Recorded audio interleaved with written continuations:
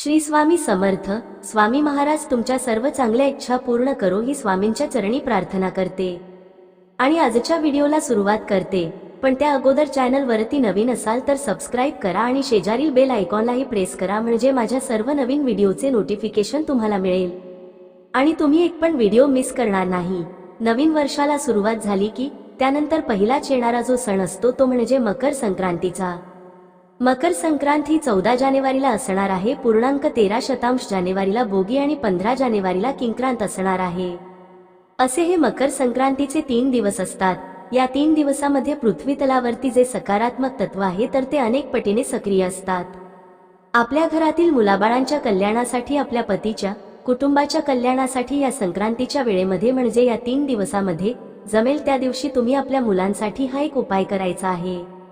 प्रत्येक आईला आपल्या मुलांची खूप काळजी असते की आत्ताच्या सध्याच्या या धावपळीच्या जीवनामध्ये माझा मुलगा किंवा माझी मुलगी कुठेही मागे राहता कामा नये.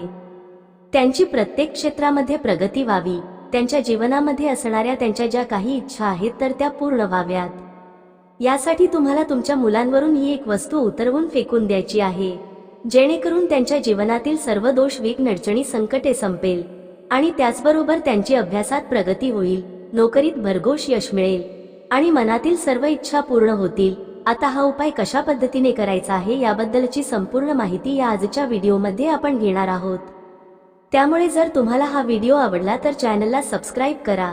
व्हिडिओ स्किप न करता शेवटपर्यंत नक्की बघत राहा, जेणेकरून संपूर्ण माहिती अगदी व्यवस्थितपणे तुम्हाला मिळेल. त्याचबरोबर कमेंटमध्ये श्री स्वामी समर्थ लिहायला अजिबात विसरू नका. सर्वात प्रथम तुम्ही हा उपाय कधी करायचा आहे?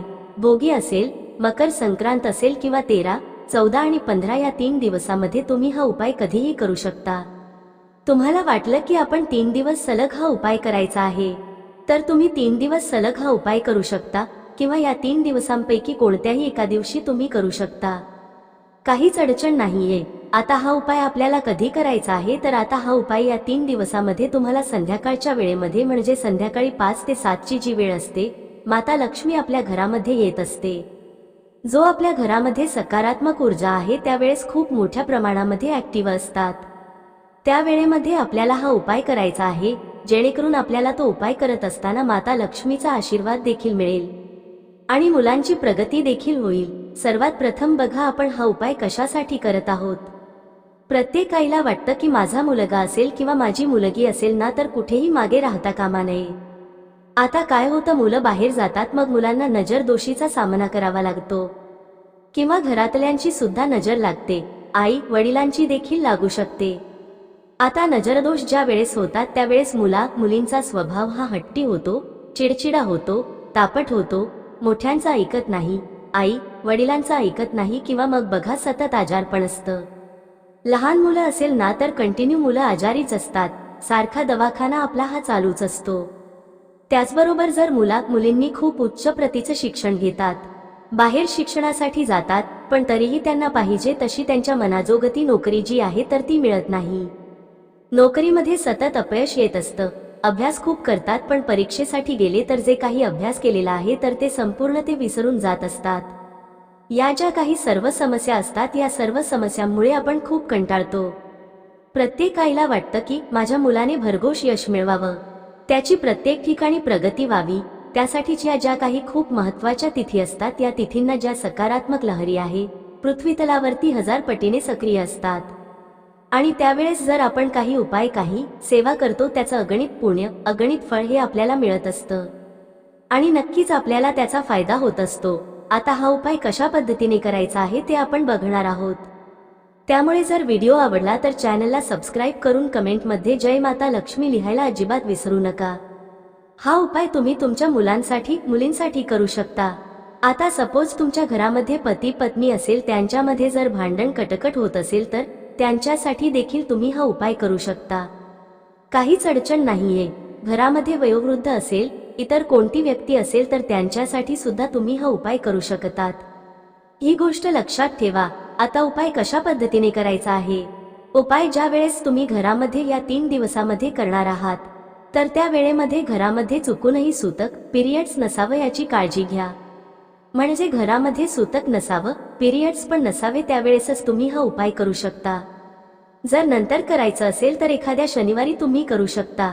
मुलांचे लग्न जमत नाहीये, लग्न जमण्यामध्ये अडचणी येत आहेत कारण ग्रहदोष असू शकतात, कुंडलीमध्ये वास्तुदोष असू शकतात, पितृदोष असू शकतात.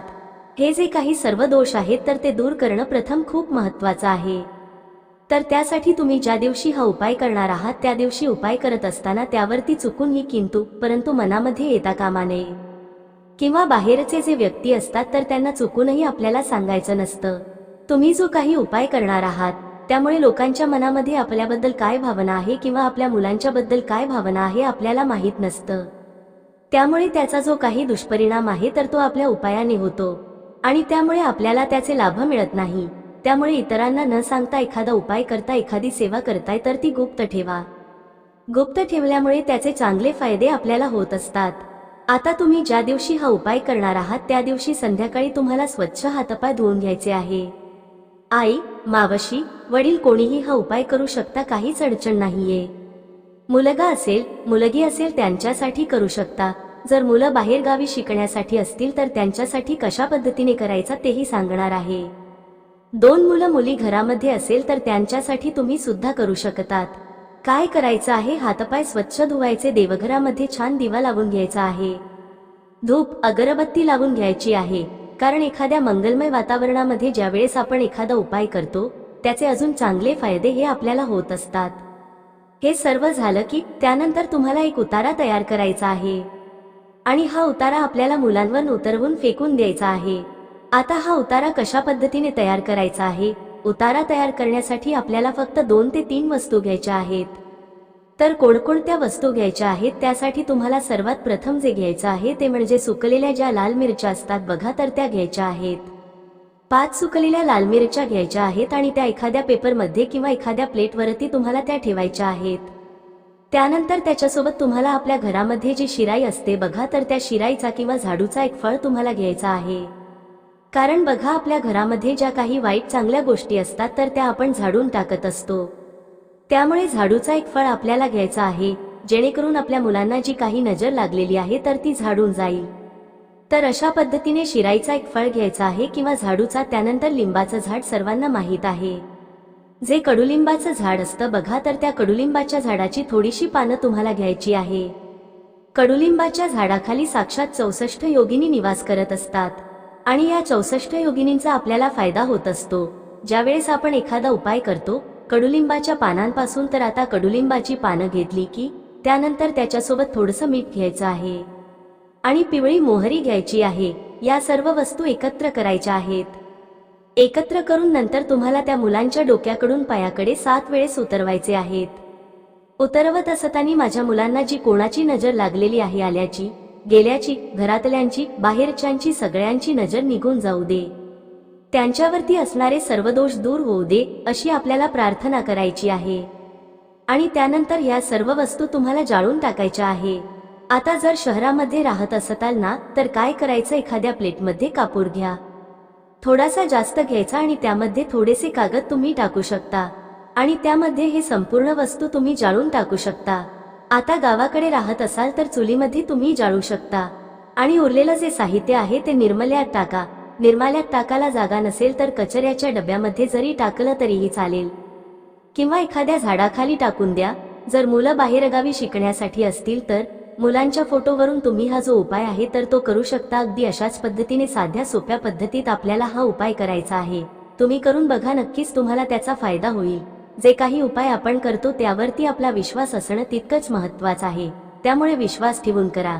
झालेली सेवा ही महाराजांच्या चरणी रुजू करते. श्री स्वामी समर्थ.